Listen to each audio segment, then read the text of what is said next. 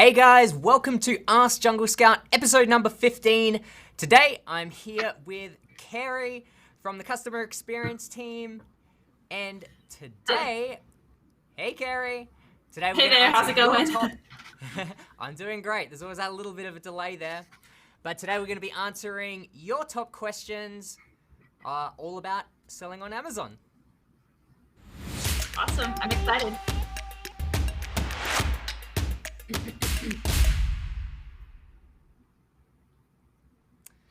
Alrighty, Carrie, you ready to answer some questions? Yeah, I'm ready. So let's hear it. Let's dive right in. So to kick things off, guys, we're going to start with a few questions that have been pre-submitted to the team. Then after that, we're going to jump into your questions live in the chat box. So if you do have any questions, make sure to drop them in the comments below. I can see that a few have come in already, so thank you. Keep dropping them in there, and we're going to get to them very, very soon.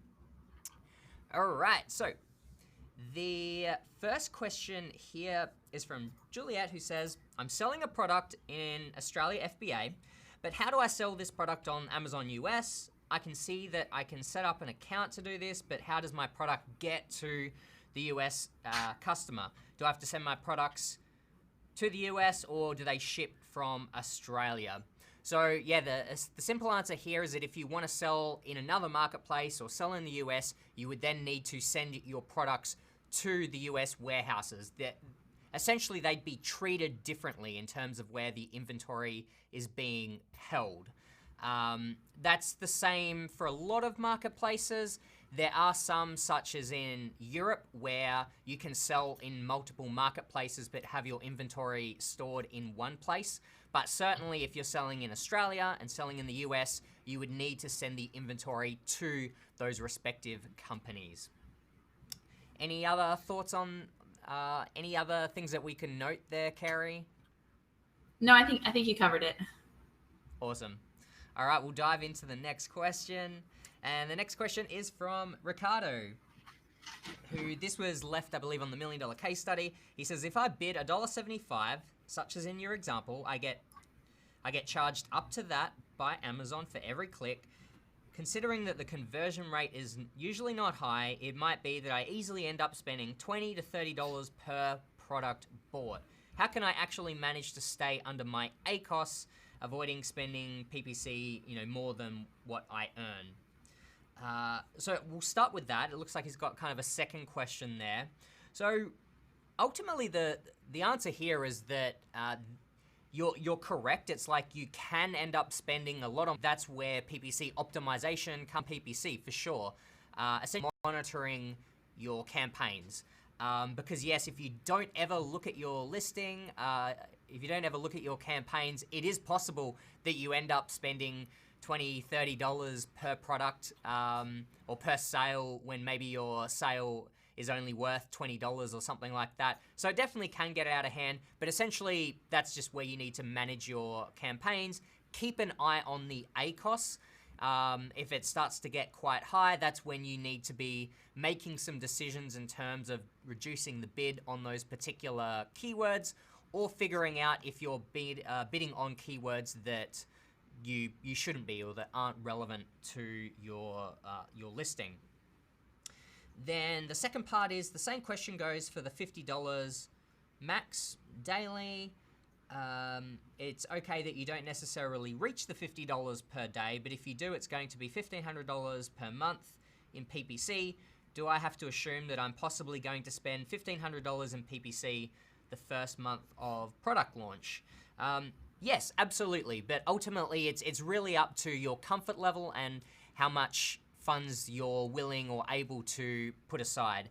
$50 was given in the example as a healthy PPC budget to allow you to run a lot of ads, but you could start out with $20 a day if you choose, or $20 or $30. It's really up to you.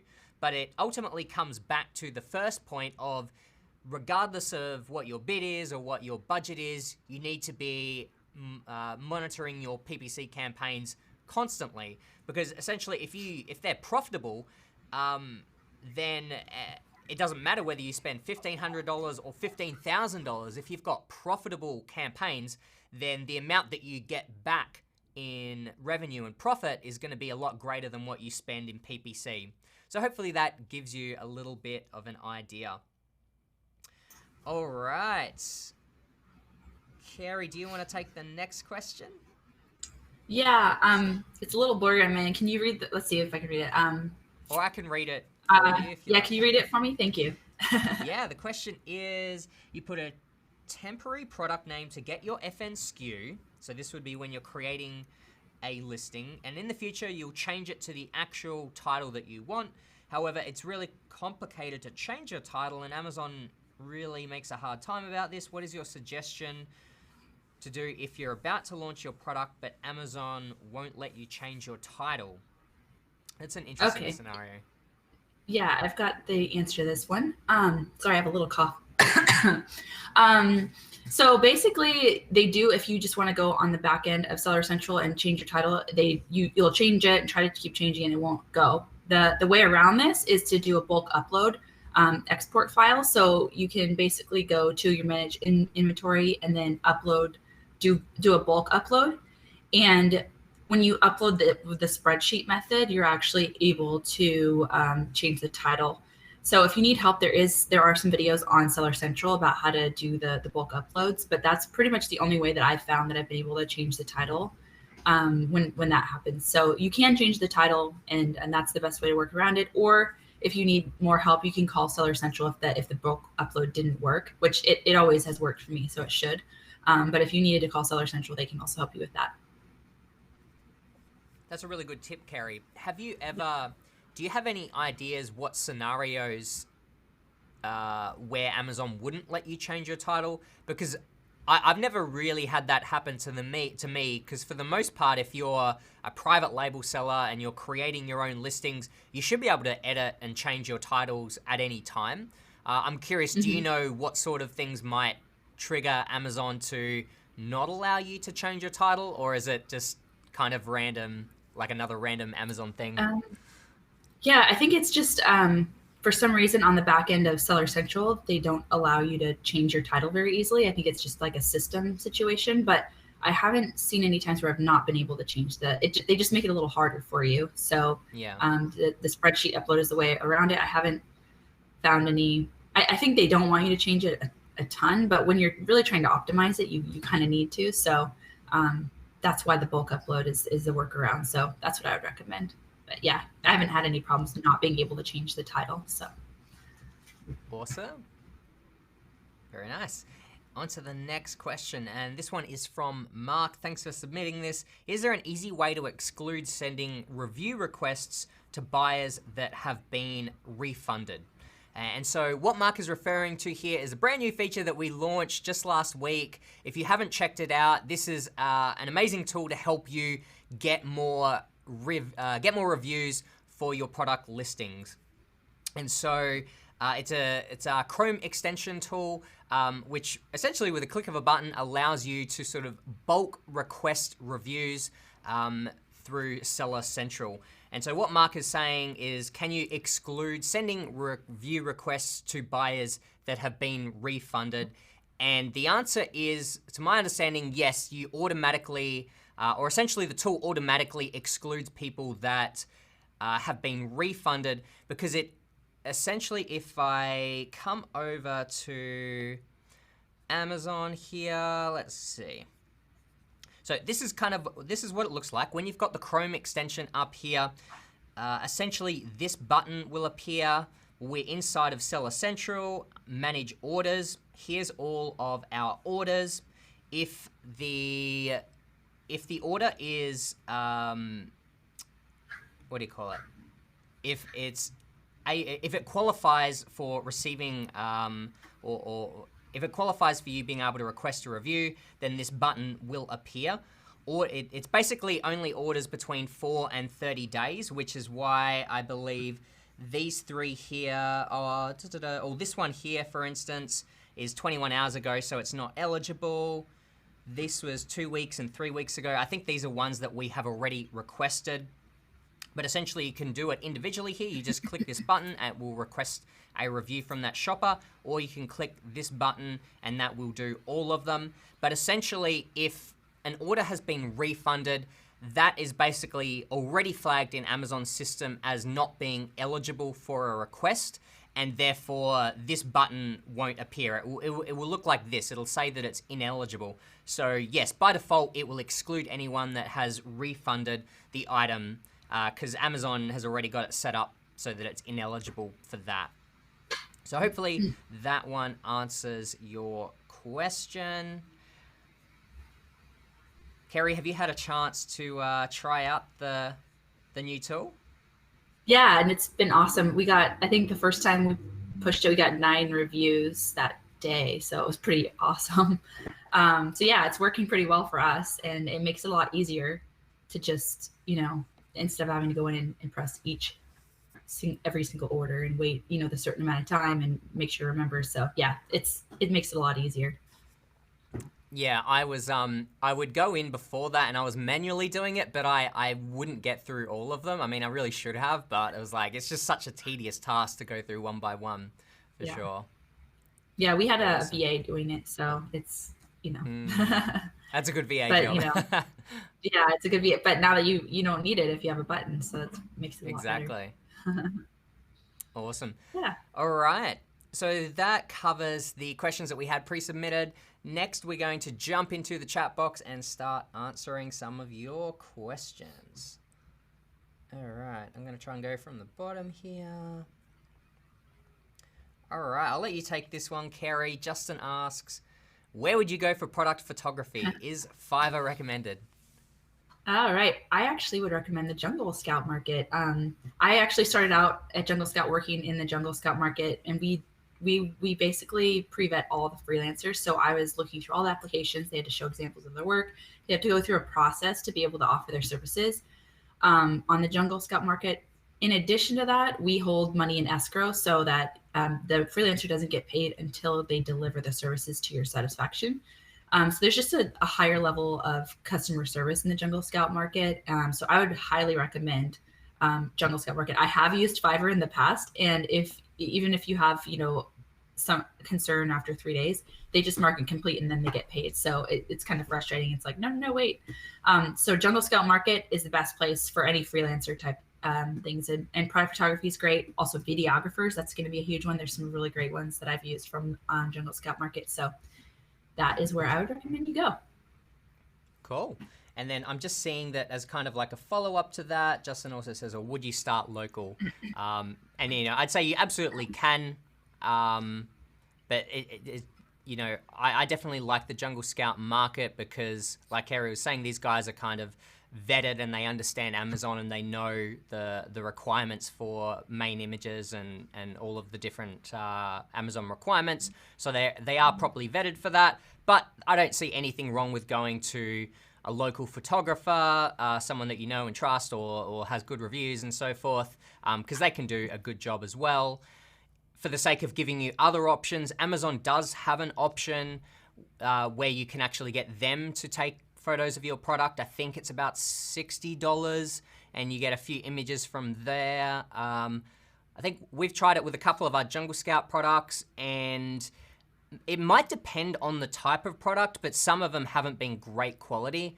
I'm sure depending on what the product is, you probably can get some really nice photos, but that's just like another option as well, is that you can actually do it through Amazon now too. All right, what other questions do we have?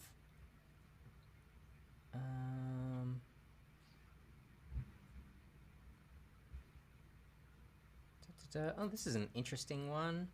What to do if manufacturers are not used to boxing the items individually, but in bulks of 100 plus? That's interesting. I feel like that would be fairly uncommon. Like I've never heard of that situation happening before.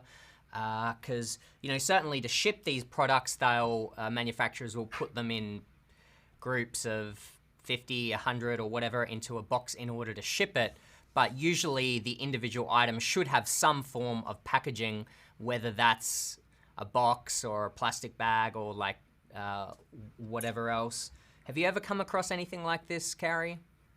No, but I guess my other question is it something you could sell in packs of 100? You know, Right. is it a small item that's like a bundling type thing that maybe you could sell it in 100? You know, like I don't know, like our marshmallow sticks, you could sell those Yeah. in a pack of 100 if you wanted to. So I guess it depends on the product, but I've never experienced that. So that's a rare situation. Actually, I Don't think know you how said it to. right there. Generally, manufacturers should or usually package products the way that they're commonly sold. Yeah, So yeah, I exactly. guess it depends. Like Kerry said, is this a product that you would typically sell 100 in one pack? If it is a product that would typically sell one by one, then they should be able to package it that way. If they really don't want to do that, I'd probably be looking around and talking to different manufacturers, because it sounds a little bit strange if they don't allow that, or they're not willing to. If they're not willing to work with you on this, then that may not be the greatest sign of a working relationship there. Yeah. Yeah. Um, all right. I think, yeah, this is kind of a tricky one.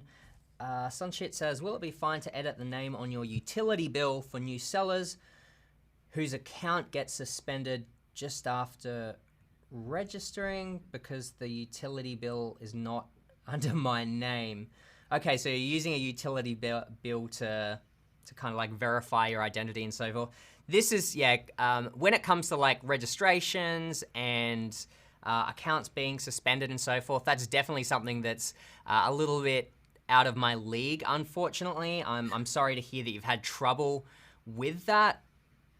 But if Amazon is requiring a utility bill with your name, I guess it's not my place to say whether you should change the name on the utility bill. I mean, if it is something that you are paying for, you and a roommate or whoever's in your household, and you're actually paying for it, then there probably isn't anything wrong with that. I'm not going to recommend if it's, putting your name on someone else's utility bill, but yeah, this is always kind of like a tricky area when it comes to getting accounts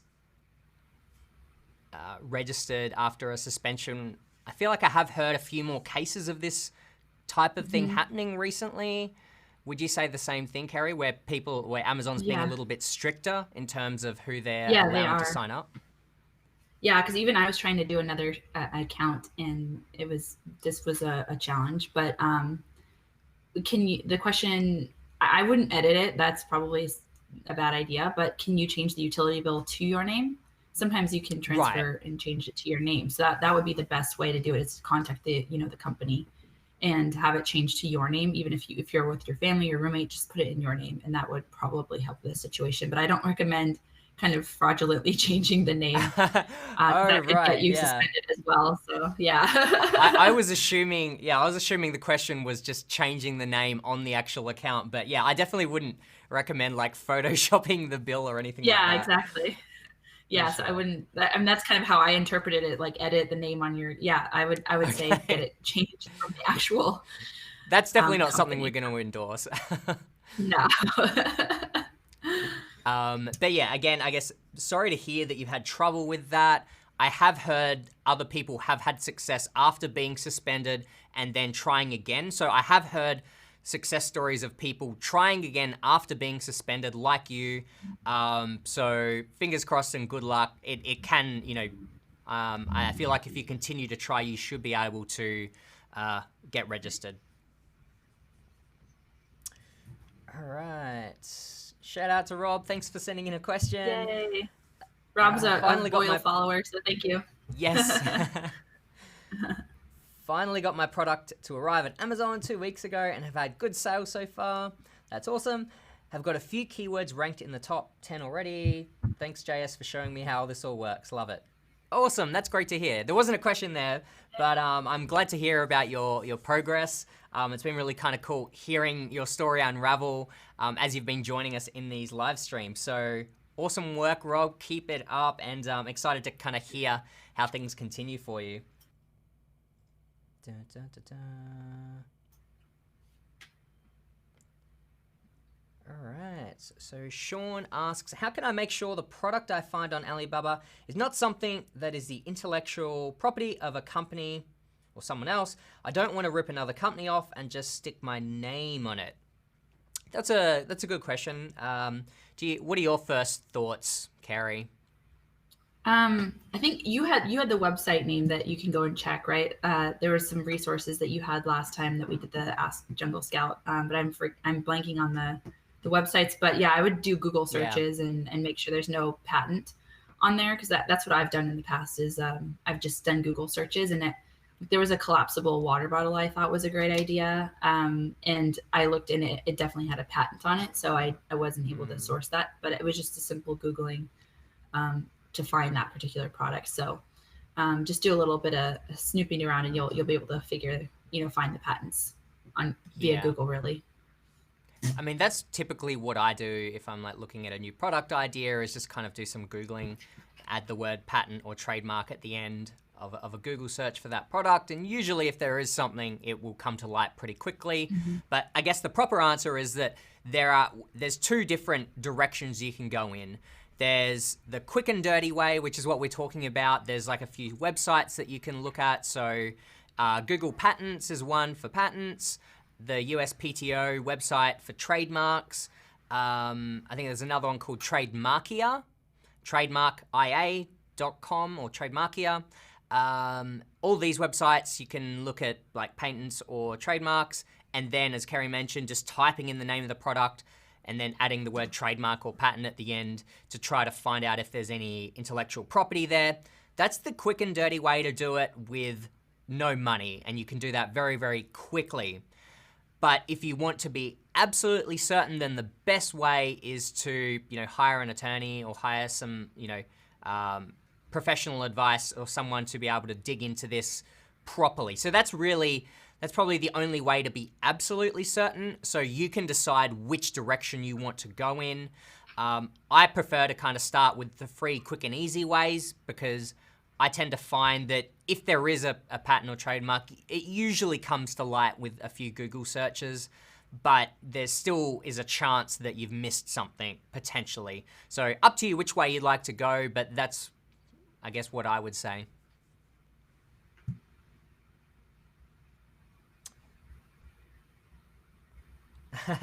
Probably should have known that this question was coming, Carrie. What are your thoughts on the coronavirus and it affecting your business? Are you making any moves or just being cautious right now? What are you doing or thinking at the moment, Carrie?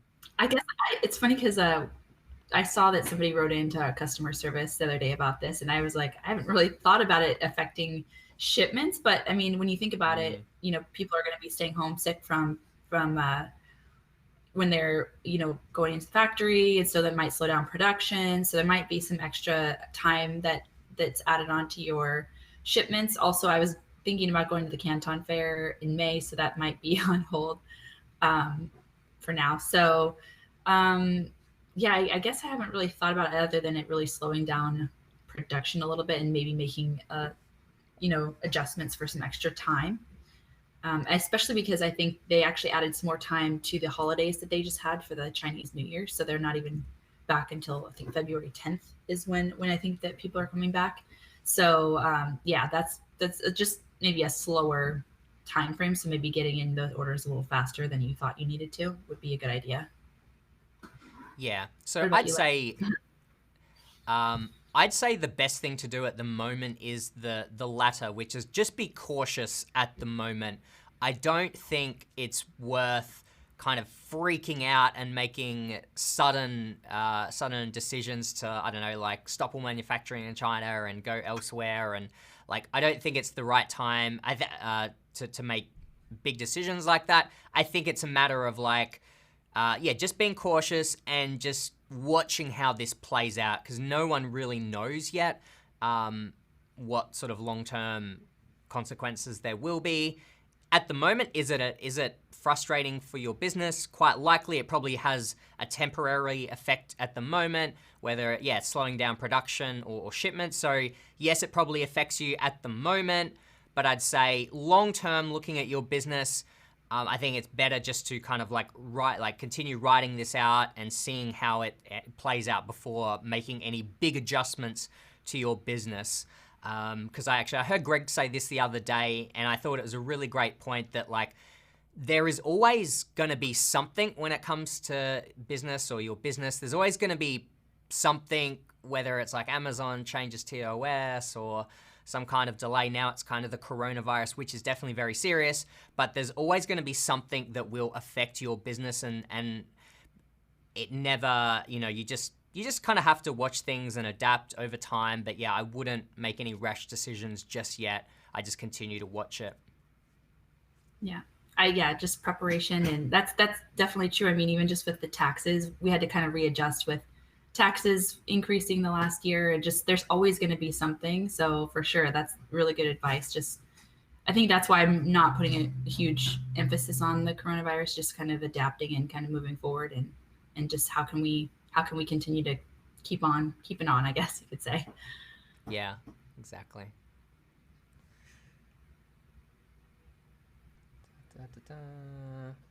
All right, the next question is, I found eBay sellers selling my product with my photographs, text, and logos. What should I do? That's an interesting one. What do you think, Carrie? I don't know. I mean, I'm assuming they're purchasing the product from Amazon, or if they're returns and you're destroying the returns, they probably are buying pallets of returned items and maybe selling it on eBay. So I don't know if you can do anything about it. Yeah, I'm not. I guess it's kind of similar to Amazon, where people throw around the term of hijackers on Amazon, and really what people that sell your product, other people that sell your product on Amazon can be entitled to do so if it is your genuine product. It's the same way that if I had, I don't know, a legit pair of, I don't know, Nike shoes or something, that I can actually sell that product if it is a legitimate copy, or not copy, but like a legitimate product. It's like you can go on Amazon. That's why they've got, if you go to a listing, there's that in the bottom right hand side, you've got like sell one of yours or sell yours or something like that. So if you do have the legitimate product, you can actually sell that. Some of the bigger brands do restrict people from selling their product, but generally speaking, you can sell other products if they're legitimate copies. What you don't want, and what you do want to stomp out, is when people counterfeit your product, when they're supposedly selling your product, but it's actually a knockoff of it, not the genuine article. That's really where the term hijacking should be used, rather than if someone is actually, they got your product, through a giveaway or something, and then they're reselling it. Is that kind of annoying? Yes, but it is actually okay by Amazon's terms. And so I would say it's probably similar on eBay. You'd probably want to figure out, are they selling a genuine copy of your product, or is it kind of a counterfeit? Yeah, I mean, it's a little bit difficult. It's like if they're using your photographs and so forth, it's like maybe you could try to get them, or contact eBay or something to get them to take down your photos because it's your IP, but I'm not sure how much luck you would have with that. I'm not familiar with how much eBay kind of steps in to kind of monitor that type of thing the same way that Amazon does. Maybe I'd do some Googling around to kind of find out whether eBay has any protections or any way that you can contact them to kind of submit a complaint or report a violation the way that Amazon does. Do you know, Carrie? I don't know, but it also depends. I mean, how many of your product are they selling? Because it might not be worth your time, to be honest. It might be just like a big headache. Because a lot of people will sell stuff used on eBay, or if they bought something, maybe they didn't want it and couldn't return it, they sell it on eBay. So if it's a large amount, I'd probably think about that, because I think you can tell if they have 10 or more items of the same item on eBay. But if it's, just one or two, or just, random sellers selling it, maybe you think of it as a marketing thing, and people getting, getting exposure to your brand. But yeah, that's a, I don't know the ins and outs of it. And I know eBay is more of like a used, like when I think of eBay, I think of people selling used things. So yeah, just I would check out their terms of service, and if it's not that many being sold, I probably wouldn't stress about it. Yeah, actually, that's a really great point. Yeah, I would totally say the same thing. If it's a small number of units, or they're used, I wouldn't worry about it. I'd only consider taking action if it's a large number that they're trying to sell as brand new. That's probably, yeah, the only time I'd worry about it.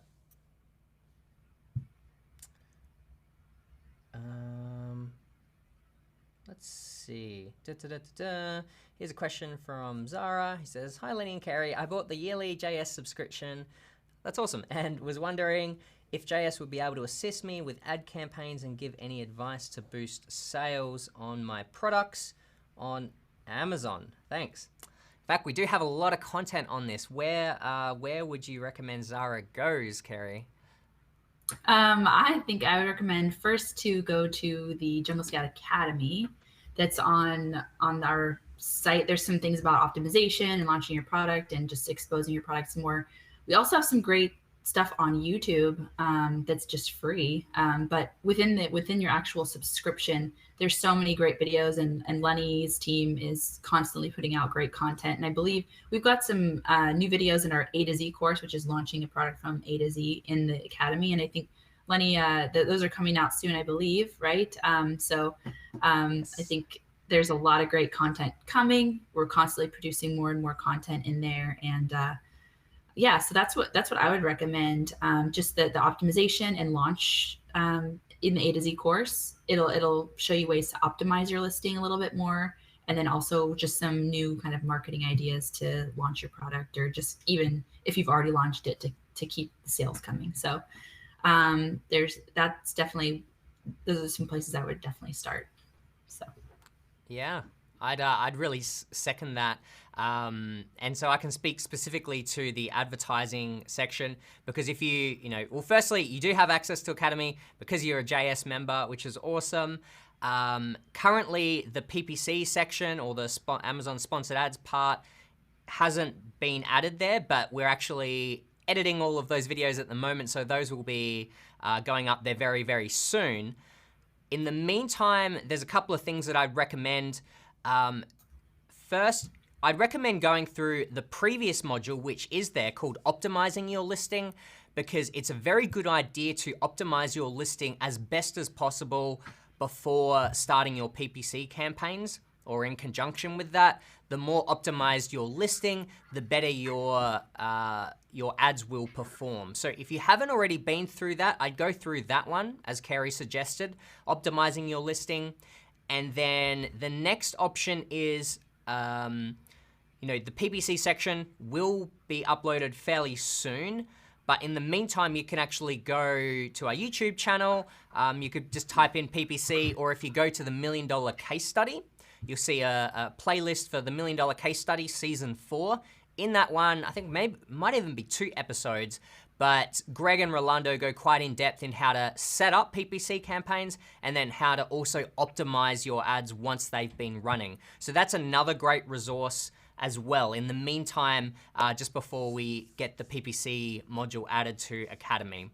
So hopefully that helps. If you do have any very specific questions that aren't answered in any of that content, then feel free to reach out to us at support@junglescout.com, and we can try to give you some more specific advice if there's something that we haven't covered.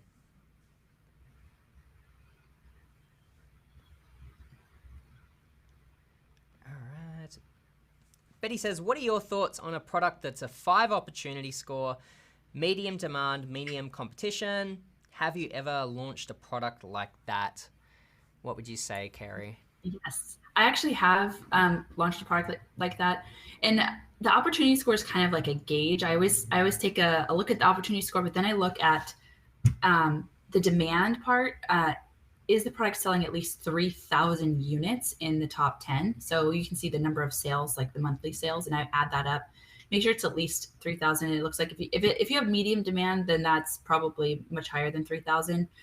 Also, make sure that all the sales of that particular item aren't in one particular company. Sometimes, you know, the top 10 sales, maybe the top two or the top seller in that category is selling all of that item, and that's probably showing brand loyalty. So you want to make sure that there's an even spread. You can even go to scroll down the page and then maybe into the next page to see if there's an even distribution of sales there. But medium demand, I definitely like to see things with demand, and competition isn't necessarily a bad thing either. So I did launch a product that does have a medium demand, medium competition, and it's actually been really, really good. And now it's kind of more of a high competition product, and I was able to get in there and up and ranked for that one. So I wouldn't be scared of anything with competition, because if there's competition and demand, that means people are buying it. So there's definitely a piece of the pie for you. But I always just try to make sure to look at the numbers. Is the demand there? You know, is there one person dominating the market?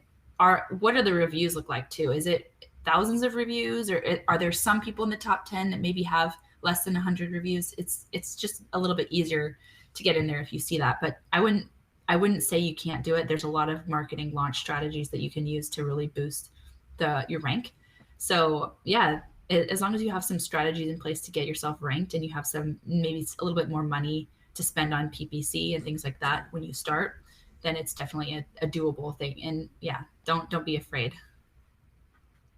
Yeah, that's great. The only other thing I can think to add to that, or to kind of reinforce what you're saying, Kerry, is that, I too use the opportunity score as a starting point.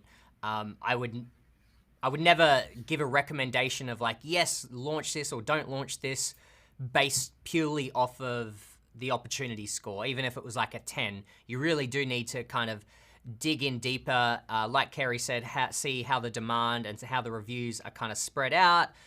So just to really quickly summarize all the different factors that come into mind when I'm doing product research, of course, it is the demand and the competition. I'd also be then wanting to look into the seasonality. Is this a very seasonal product? If so, I may not want to sell that. I'd be ideally looking for it to have good seasonality across the year. But then another really big one is profitability. Even if it has really great demand and low competition, you know, how much can you source this product for? And then when you add up, and how much can you sell it for? And then when you add up all the costs, how much profit is left over? Because if the profit margin is low, then it's probably not worth it if it's quite a small profit margin. So then profitability is the other big thing that I would be looking into. As a general rule of thumb, I'd want it ideally like at least a 25-30% profit margin on my product as kind of a starting point. So those are kind of like the main boxes that I'd like to tick. Again, high demand, low competition, not too much seasonality, a good profit margin. And then I would make more of a decision based off of all of those factors. And it's like, a lot of the time, you know, you're never going to have a perfect world where, you know, you score 100 in every single one of those boxes. It's sort of like, you know, it's like, oh, maybe it's got a really great profit margin, but it doesn't have quite as many sales as maybe another product.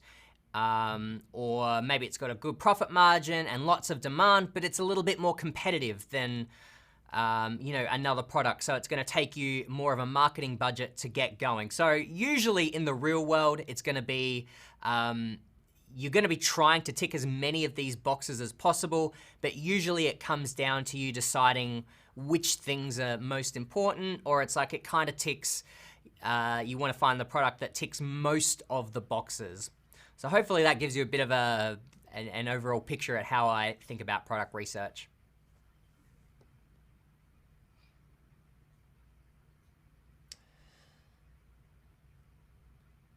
All right, so Patel says, products which are not acceptable to sell on Amazon, if we provide the MSDS, does it work? I think I did. I think it was like one of my first products that I sold. I was required to upload that, and I got that MSDS thing from my suppliers. I never really even looked at it, but I got it. I uploaded it, and my product was fine. Personally, I'd say if it's a product that, you know, I prefer to stay away from products that, in the first place, stay away from products that are either gated or have like kind of restrictions around them. Personally, I don't like having to go through extra steps to get products through, or the worry of like, is it going to get approved or not? So I'm probably not the best person to speak to regarding this, because I try to stay away from anything that might require additional documentation, such as an MSDS. So I can't say whether or not that would work. If it's as simple as they say, like, you know, you just require this document, then yeah, it should work if you give them the document that they're asking for. But yeah, I haven't had a lot of experience with that. Have you launched any products like that, Kerry? Yeah, I did have to do the material safety data sheet. It was kind of frustrating and just annoying process, but we sent it in, and it wasn't anything that you ingest or anything like that. It wasn't in a gated category. It was just flagged by them, so I had to supply that to them, and then they did admit it into Amazon, so it worked. But yeah, I would definitely, just like Lenny said, just stay away from things that are gated or difficult. You just want to make your life easier. So I would stay away from those types of products in general. But my particular product was just kind of flagged, and that's kind of what we had to do to get around it. And so that's how that worked out. But yeah, you can, if they accept it. I don't know what their parameters are, but just do what they say a lot of times, and you can get your products up and going. Yeah. So your product was initially fine. You were able to launch it. It didn't require any approval or anything to begin with, and it was just, once it was already live, they randomly flagged it and said that you had to send in the MSDS. Yeah. I guess I kind of want to say, we still sell the product, so I don't really want to say exactly what it is, but it was definitely something. It wasn't chemical or anything, but it was something where they just flagged it because it had a word that kind of flagged them to make us supply them with that. So yeah, just follow the rules and take care of it, and you can keep going. Right. Yeah, unfortunately there's just often lots of little scenarios like that where there's lots of random things that Amazon will flag you for, and we love to kind of create more content around these sorts of things. The trouble is that it is there's so many different scenarios. Like it wasn't that long ago that our Jungle Scout product, or Jungle Creations product, the Jungle Snugs, it was the Jungle Snugs, got the listing got suppressed because they'd flagged it as a pesticide, and these are baby hooded towels, and so we're like, how on earth is that classed as a pesticide? And it came down to, we have it all documented, but I can't remember offhand what it was, but there was a word that we used. I think maybe it was like hyperallergenic or something like that. We used a particular word that got flagged by Amazon's system, and they suppressed the listing and said, like, you can't sell pesticides or something, or you need approval to do that. And Rolando was chasing that one up, but he managed to get it reactivated, but it was a little bit of a hassle, and he did have to do some kind of test or training and basically go through this pesticide exam type thing to get approval to sell pesticides, even though it clearly wasn't a pesticide. It was just kind of flagged because of a word.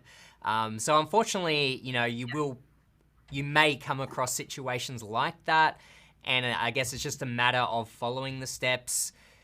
If Amazon doesn't give you the answer you want, keep contacting them back. That's what, I know that we've talked about this before, Kerry, but like in a lot of these situations, it just requires you to be patient and persistent, continually contacting Amazon back until the issue is resolved and just giving them what they want. Unfortunately, that's, what it takes a lot of the time. Yeah, I actually had the pesticide flag too, as well. So I had to go through that. I thought it was just maybe a lot of people were getting that. It was an error in the system because I heard quite a few people at the same time that it happened to me, that it was happening to a lot of other sellers. So yeah, this kind of stuff happens. And sometimes you don't even know because they'll just suppress your listing. You have to kind of keep track of everything. And then you'll see, oh, my listing's suppressed. So Jungle Scout has alerts for that though now. So you can actually set your listings up for alerts if your listing does become suppressed so that you can take care of it right away. So yeah. Yeah, that's a really good one, actually. I'll quickly show everyone this so they can check that out. Inside of Jungle Scout, you can come up here to alerts, and then when you click on that one, these are all the alerts that we've got set up. You can also go to your alert settings here, or you can come down to settings to reach your alerts. But as Kerry was saying, you can get alerts for all of these different things, like change in BSR, change in price, rating, reviews, etc., etc. And you can also set that up for your products. You can also do that for your competitors' products. If you've got some close competitors and you want to be seeing how any changes in price and so forth that your competitors make, you can also see that too. So yeah, if you're a Jungle Scout member, definitely recommend checking out the alerts function within Jungle Scout. All right, I think you answered this one just earlier, Kerry, but it was, when do factories return from their holiday? Yeah, I think it's February 10th. I'm pretty sure it's February 10th because it was extended a little bit longer. That's kind of the national, but it also depends on the factory. Sometimes they take longer. So each factory is different, and you can contact them. And even during the holidays, they'll have on the chat on Alibaba and different things they'll tell you. Or if you're already in contact with them, and they'll let you know. So yeah, it might vary, but February 10th is probably the best to assume that things will start again. Right. Yeah. Like you said, it's probably best just to talk to your specific factory to find out exactly when they go back, if it varies. Cool. All right. So this question is, I'm still having trouble with the new feature. I'm paying for the premium, got the pro extension. I followed step by step, but nothing. What I recommend is reaching out to customer support, which is support@junglescout.com. Yeah, if you've tried the basic steps and it's still not working, reach out to us and let us know what's happening or what's not happening. Let us know what steps you've tried, and our customer support team will get you set up with that one. All right. Prasun asks, I'm getting 10 to 15 sales per day organically. My product sells in the ballpark of $35. Should I go ahead and run PPC ads? If yes, then what ACOS should I look for? Cool, great question. That's actually really impressive. You know, like a $35 product would have I'm going to assume it has a pretty good profit margin because it's a slightly higher priced product than the typical $20 product. And then getting 10 to 15 sales organically and you haven't been running PPC actually sounds really, really good. So great work. That sounds like you've got off to a really good start. And so you're asking, should you turn on PPC? I'd say yes, absolutely. PPC, essentially just means more sales when it's running well. And personally, I would just run PPC all the time because it essentially, just gives you additional exposure, brings you in additional sales, and then that can also impact and help you get more organic sales. It does this by helping to improve your keyword rankings for the keywords that you're targeting. So by turning on PPC, you might end up getting more than 10 to 15 sales organically because your ranking is improving on all of these keywords that you're advertising on. So I would say absolutely run PPC ads. The second part is, what ACOS should I look for? The general rule here is that you want to figure out what is your break-even point, okay? So to give it, to give it some easy numbers, let's say that you're selling a product for $20 and it costs you in total with Amazon fees, your product cost, shipping, etc. It costs you $10 per unit, okay? Costs you $10, you get $20 back per sale, which means you've got a $10 profit margin.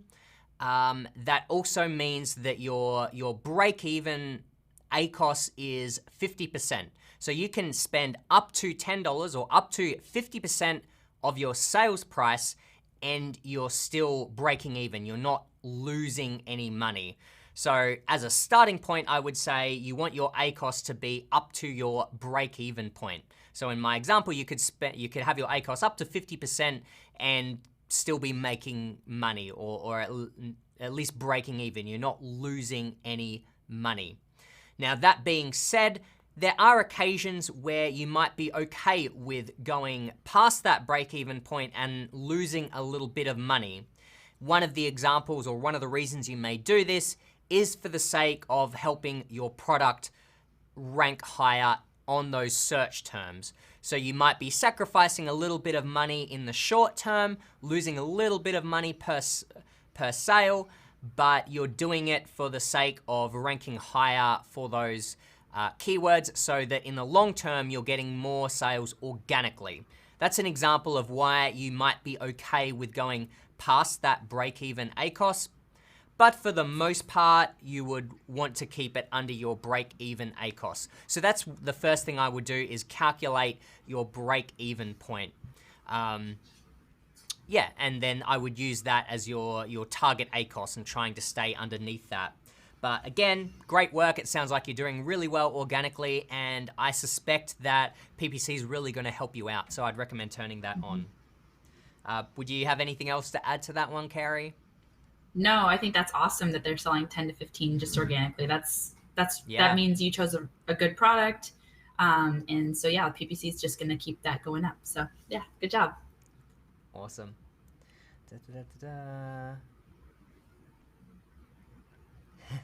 Reed says, I'm still learning all the ropes. I'm finding that there are many other tools out there. Do I need all the others or just Jungle Scout in comparison to Keeper, RevSeller, DS, Amazon?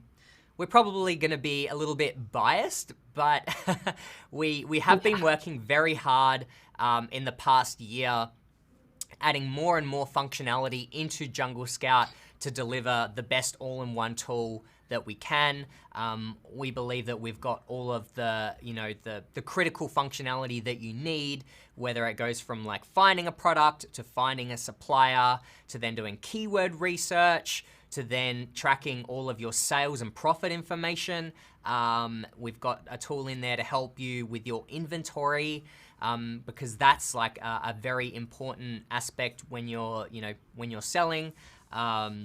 As we mentioned before, we've got alerts in there. So, we really believe that you've got all the functionality you really need within Jungle Scout. Are there, other little tools out there that can help your business? Yeah, there absolutely are. Like you mentioned, Keeper. I'm not familiar with RevSeller or DS Amazon, so I'm not quite sure what they are. But I think all of the critical functionality you need should be found within Jungle Scout. So I would, if you're a Jungle Scout customer, I definitely just start there. Continue going through the training. As Kerry mentioned earlier, we've got a lot of training inside of Academy, which is a feature within Jungle Scout. So I would go through the education there. We've got our Selling on Amazon A to Z, which shows you all of the steps that you need to successfully sell. I would go through there, and as you go through all of those modules and you're learning all the new steps, it'll become apparent what tools you need or don't need.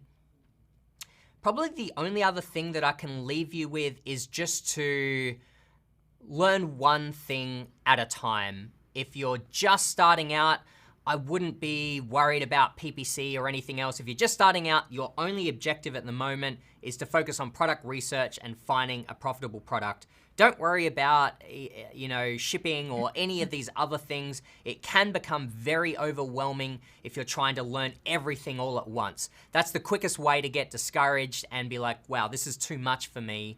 But if you just take it one step at a time and stay very laser focused on what you need to know in the moment, then, you can definitely learn all these steps and you can definitely have a lot of success. So yeah, hopefully that helps with your question. Just focus on the step that's right in front of you. Then when you get to the next step, if you need an additional tool, that's when you want to figure it out. But you don't need to figure out all the tools you need right now. Is there, I don't know, anything else you can think of to add there, Carrie?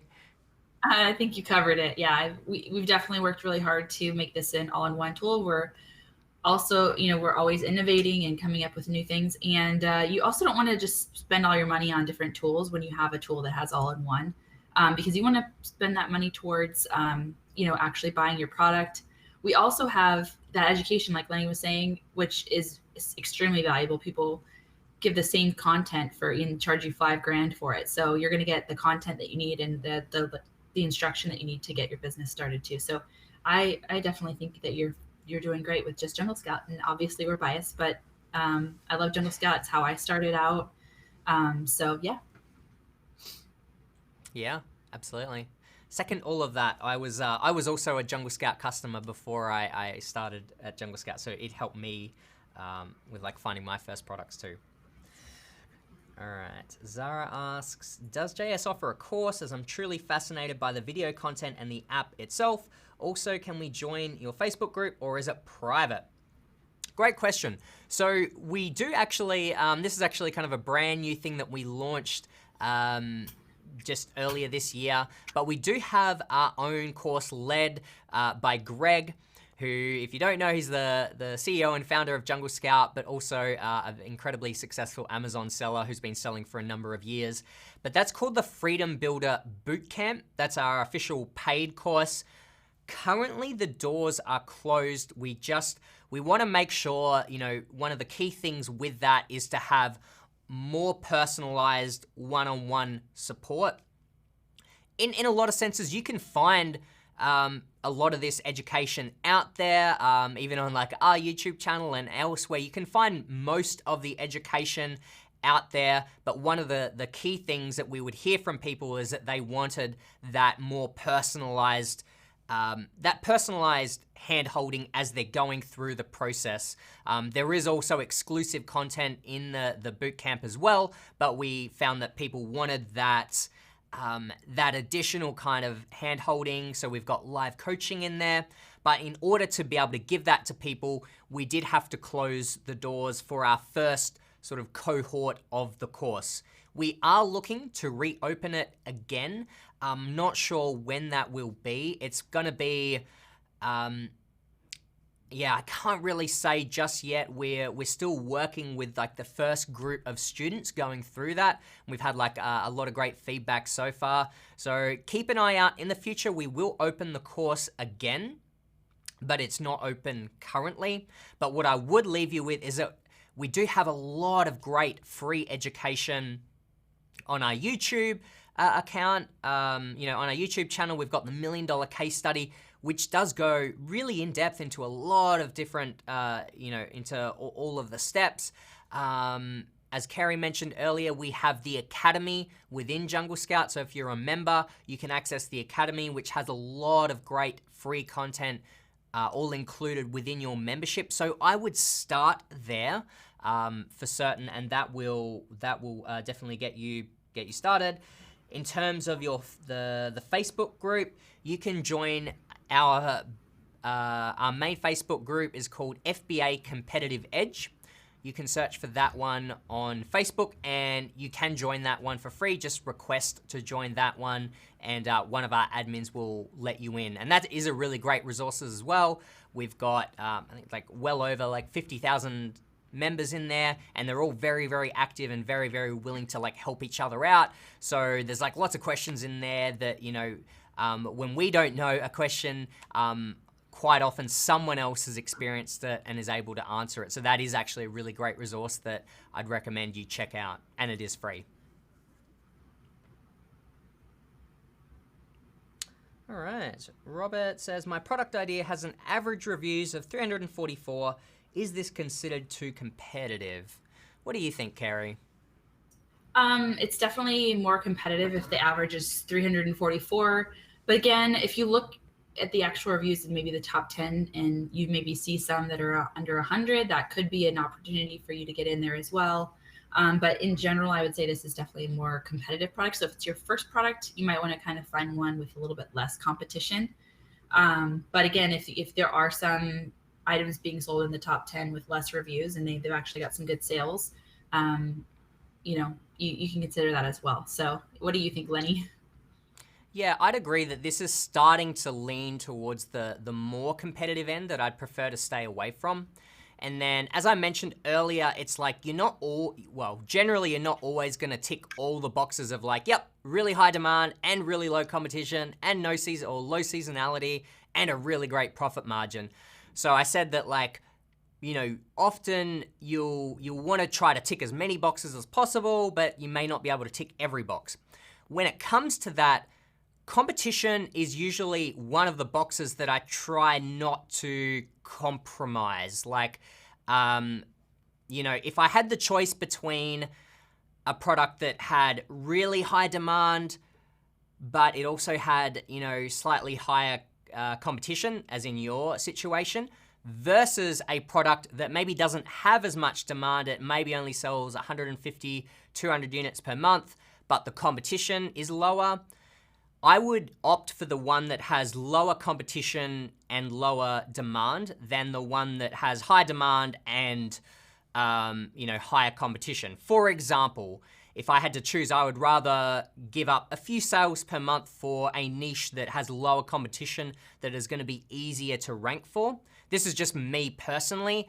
So my point here is that, you know, competition is something that I try not to compromise when I'm making these decisions. That's usually the one that I try to, as much as possible, go with the one that has the least competition if I'm deciding between a number of products. So that's what I'd encourage you to do is see if you can get a short list of 5 to 10 products even that are all fairly good opportunities. And yeah, one of the ways I would then rank those is like by the ones that, you know, starting with the ones that have the least competition.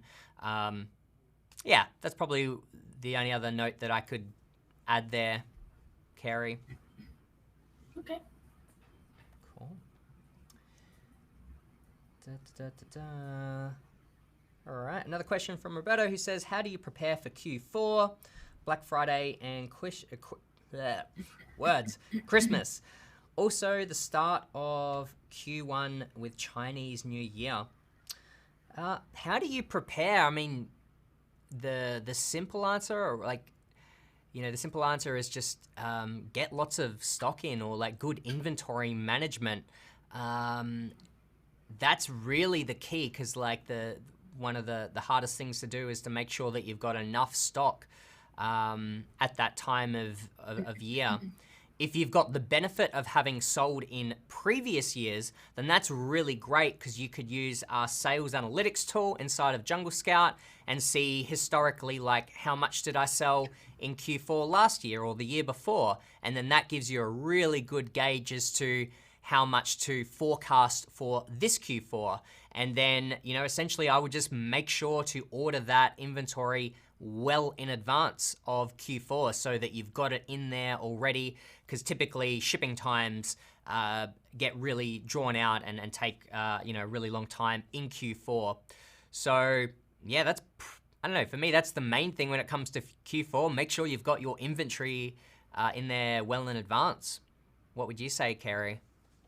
Yeah, start looking at your orders probably May or June for the Q4 season. And yeah, just making sure that you have more inventory because you're going to sell through more in that Q4 season. And then also, again, planning those orders to go in before the Chinese New Year starts. That's definitely something you just want to plan around that and make sure that you're prepared, and do some projections, maybe calculate based on your sales rate, you know, how many you think you would need, or how many items you think you'd need. So yeah, I think definitely just getting ahead of the game and getting your orders in well in advance. We had a situation where we actually sold even more than we projected, which was a much higher number for Q4. But then we actually had a bunch of inventory in stock in our warehouse, so we're able to do fulfilled by merchant. So we kind of switched it over that way, and we're able to kind of help with that. But yeah, it's definitely a challenge. I'd say inventory management is one of the most challenging parts of this business, is just making sure you stay in stock and your cash flow is good. So yeah, there's a lot of different strategies. Maybe we can go more into detail about that. On that's probably something we could do an A to Z course on, is just managing your inventory for that season. And there's also Prime Day, which is another huge part, which is June. So you should be preparing for that now. Starting to think, right after this Chinese New Year, putting your orders. Usually it's in June, July for Prime Day. So I don't know if they've announced it. They don't always announce the day. So just be prepared for that one as well. Kind of the same idea. You're gonna need some more in stock for that day. Yeah, I mean, it's probably like a good idea to be like marking down a lot of these dates on a calendar, so that you can kind of, visually see, like, I've got Prime Day coming up in this month, even if you don't know the exact date, and like then I can see where Black Friday is, and this is kind of the Q4 season. But also definitely marking on your calendar when Chinese New Year is, so that you can make sure that you're in communication with your supplier and getting shipments in before they go off on holidays and so forth. So yeah, that's what I like to do, is like putting all these dates down on a calendar, and then that helps. And then even setting reminders. It's like, okay, planning in advance. It's like, if I know that Chinese New Year is this date, therefore I need to make sure that by this date that I'm contacting my supplier and ordering in a shipment for Q1. So yeah, that's probably my little quick tip, is to put all the dates down so that you can make sure that you're on top of all of your inventory management and so forth. All right. So next question is, we sell sun care products in the US and Canada markets, trying to sell in Australia, but need to have our products approved by regulatory agencies. Is there any third parties that can help us with this? I don't know offhand, and specifically in Australia, I'm not sure. I'd say Google is probably your best friend here, and just kind of searching for your product or your niche, and kind of trying to Google and find someone to help you with that. I don't know offhand, unfortunately. I don't know if you've got any thoughts, Carrie. No, yeah, just Google is probably your best friend in this scenario. And I think they're even more strict in Australia with that kind of stuff. So you definitely want to do your research for that. So yeah. Definitely. This is a fun question. Pink says, what product category would you recommend for 2020? What's your answer, Carrie? Oh, just one sec. Oh, okay. Sorry, your sound cut out there for a sec. I can hear you now. Okay. So my recommendation is just to look for products within the parameters that we've recommended. So really any category could be your category for 2020. Depends on maybe what you find in the product database. Make sure that's a product with higher demand, lower competition, and just kind of following all of our product research guidelines. And again, we have those all marked out in our A to Z course on the Jungle Scout app. There's a product research guideline in there. So really, you could sell in any category. However, I would, if it's your first product, stay away from breakable items, stay away from electronics, things that you would ingest or put on your skin, just to make it a little bit easier, because those can complicate your orders.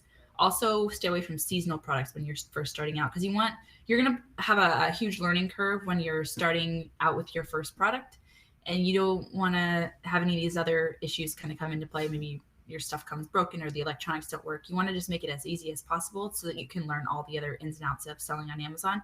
But yeah, really any category would work, as long as it's kind of within those parameters, and has a good demand and lower competition. So that's my advice for you. Cool. I totally agree. All right. So Robert says, I gave away a product with Jungle Scout and it hasn't improved my organic ranking. Do promotions still work? Yes, they do still work. They, the truth is they aren't as effective as they used to be once upon a time. They still do give you some weight when it comes to like your sales velocity. My understanding is that they're perhaps not weighted quite the same as, say, a full organic sale. So I wouldn't rely on, promotional giveaways as my sole launching strategy.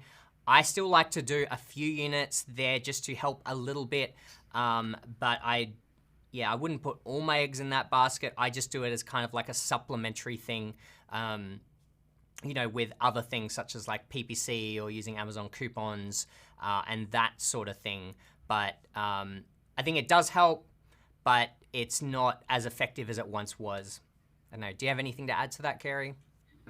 No, I agree. But they do have some promotions on Amazon that maybe you could take advantage of. And they kind of, whenever you are in any of the Amazon programs, they tend to reward you a little bit better. So there's the Amazon Vine program, and then pay-per-click advertising. So yeah, and promotions, definitely I still do them.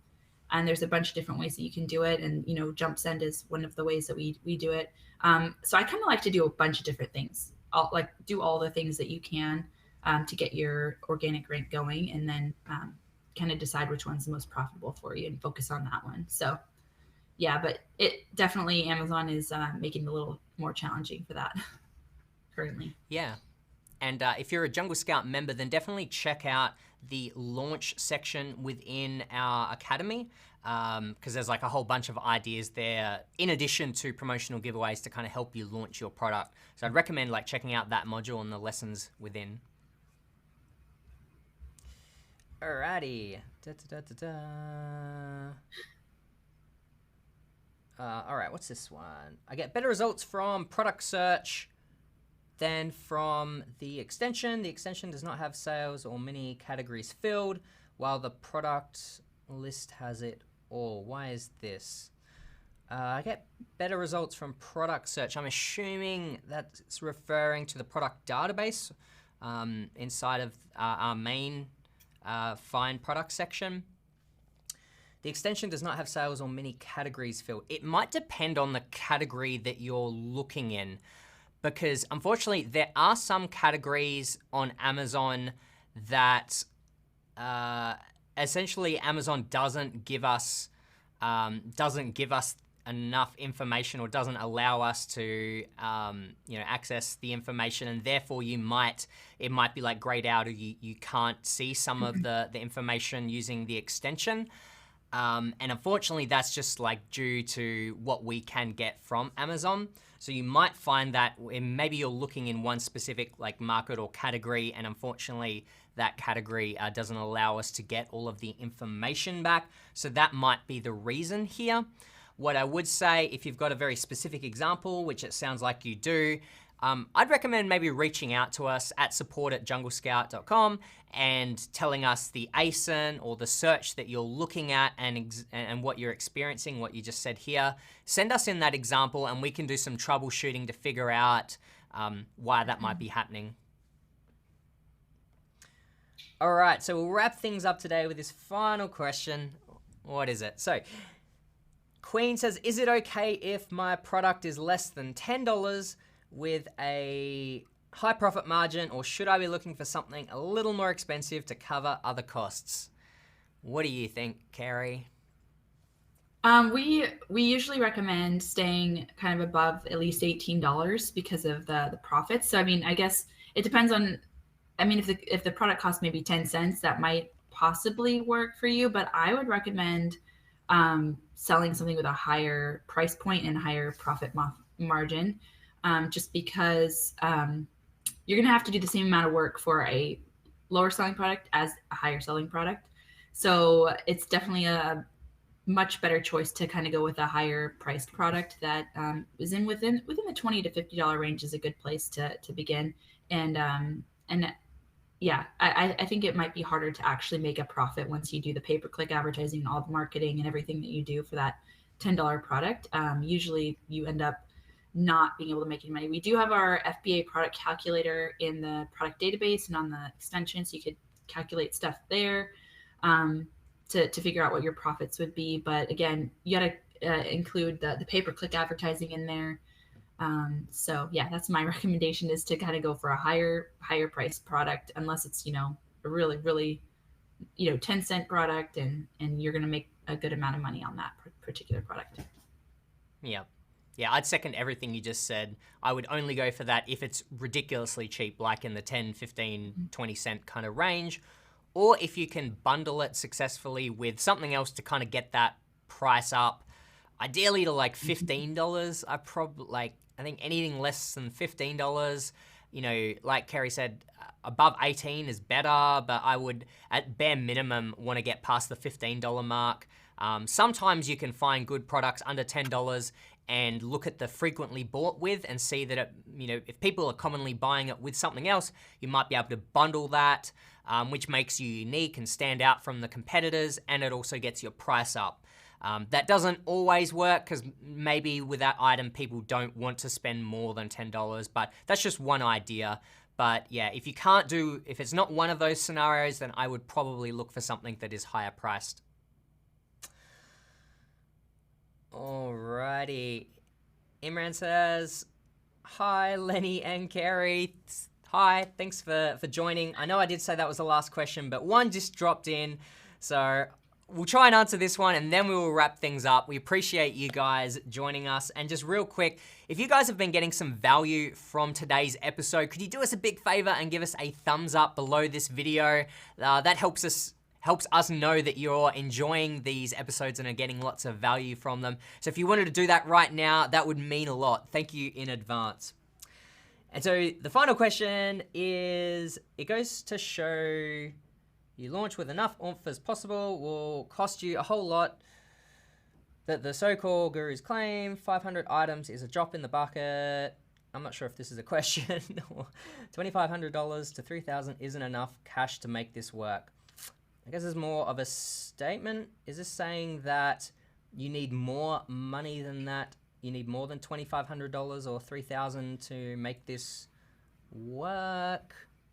Possibly. And it really does depend on the product. So this is kind of more of a statement, so I don't really know how to address it. But yeah, I mean, it really depends on the product that you have and how much, you can make it work with less money. The more money you have, the better, obviously. But so I don't really have anything else to say with that statement. Like in the example we just said, if you've got like a 10, 20 cent product, which is like very, very hard to find, but if you did have something like that, then you could definitely start with less. But I'd absolutely agree that the more money you can invest up front, the quicker you're going to reach success. Like, it is definitely harder to launch with lower amounts. That's not what people like to hear, of course. People want to hear that, like, oh, I can do it with a spare $500 that I've got laying around. And it's like, yeah, you could, but it's going to be very, very hard. So I definitely agree that you need more money up front to make this work. So if that's what your point is, then yeah, I'd totally agree.